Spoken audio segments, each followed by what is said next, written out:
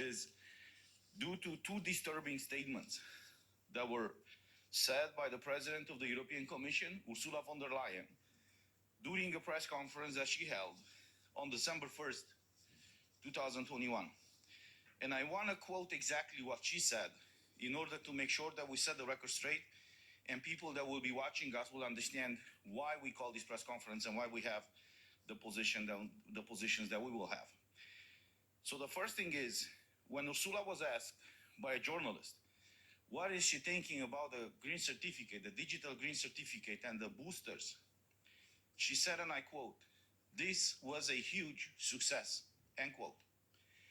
When the same journalist asked about the fact that these green certificates will be valid for 9 months, while the discussion was that actually the vaccines are valid 6 months, she said, and I quote, "There is a grace period of 3 months offered, granted by the European Commission to the people who are vaccinated to exercise their fundamental rights." So this is the first issue.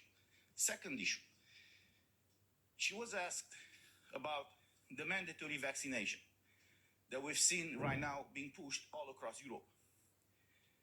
And when she was asked about this, she said the following, and I quote, and the reason why I'm quoting is, again, to make sure that everything is on record and everybody will know what we'll be talking about. So she said, and I quote, "If you're asking me what my personal position is, we have this pandemic, we have to leave, we have the life-saving vaccines, but they have not been used adequately everywhere, and these cause an enormous health costs. If you look at the numbers, we have now 77% of the adults from the European Union vaccinated, or if you take the whole population, is 66%. This means 1/3 of European population is not vaccinated. There are 150 million people. This is a lot.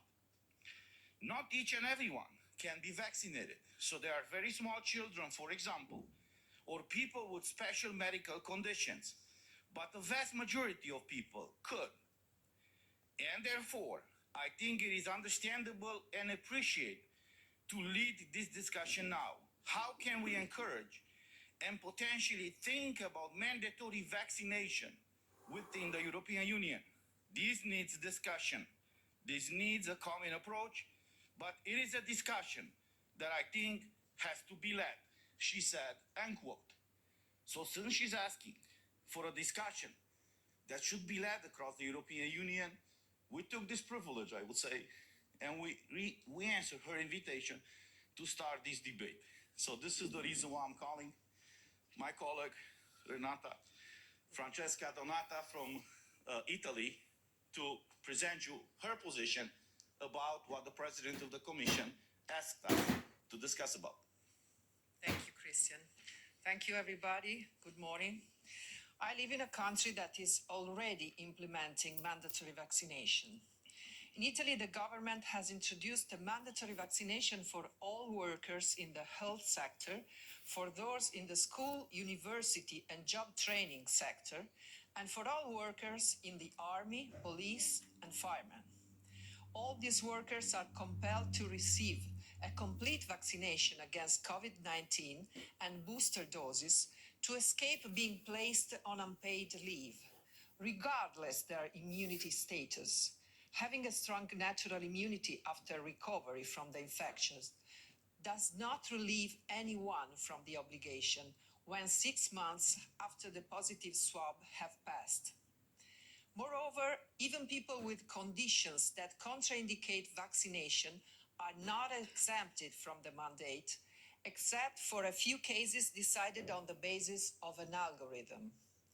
Besides that, the government has just introduced an enhanced Green Pass, released only for vaccinated or recovered by 6 months, as requirement to access all restaurants, bars, cinemas, theaters, and public events.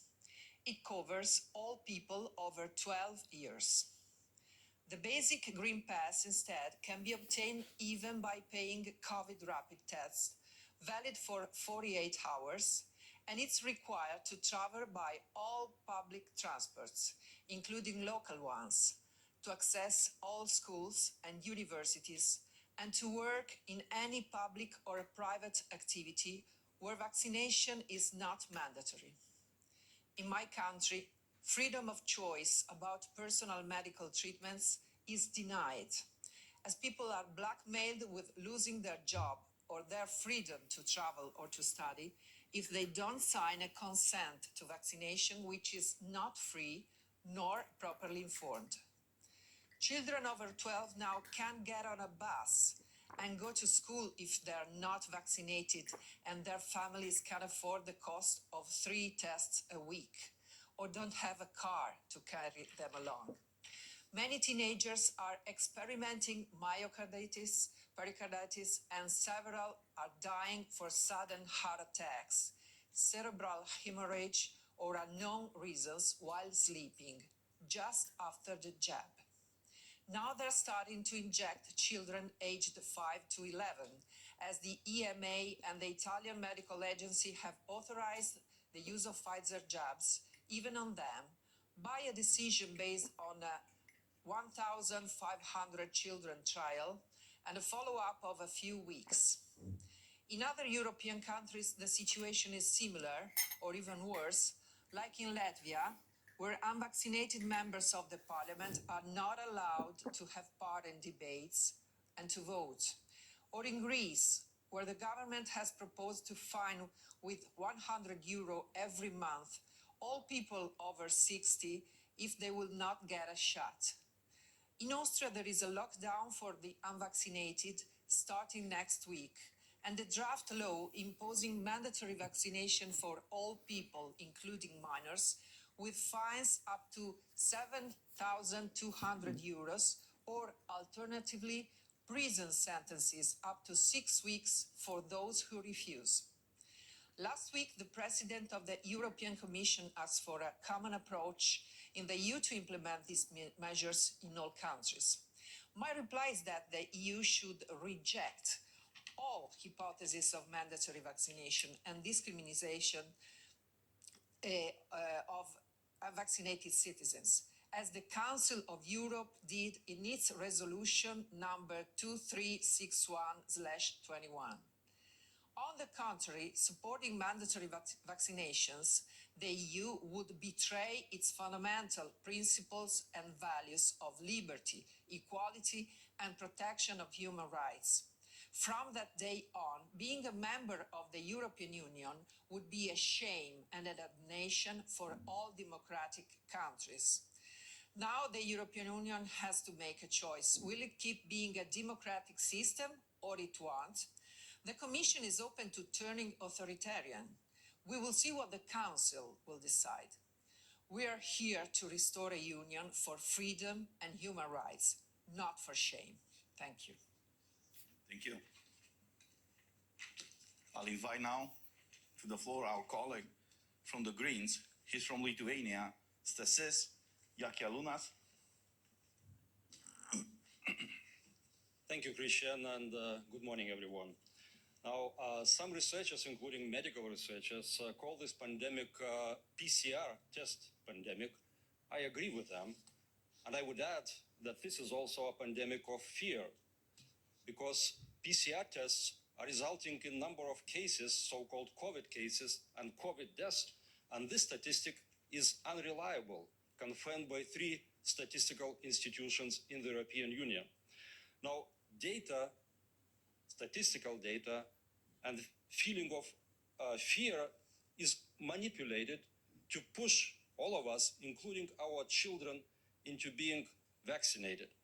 Now, President von der Leyen called for mandatory, or discussion, I would be correct, for discussion on mandatory vaccination. But what we already have forced or coerced vaccination because of this manipulation of fear, data, and because of requirement to use COVID digital certificate. When asked to vaccinate, we are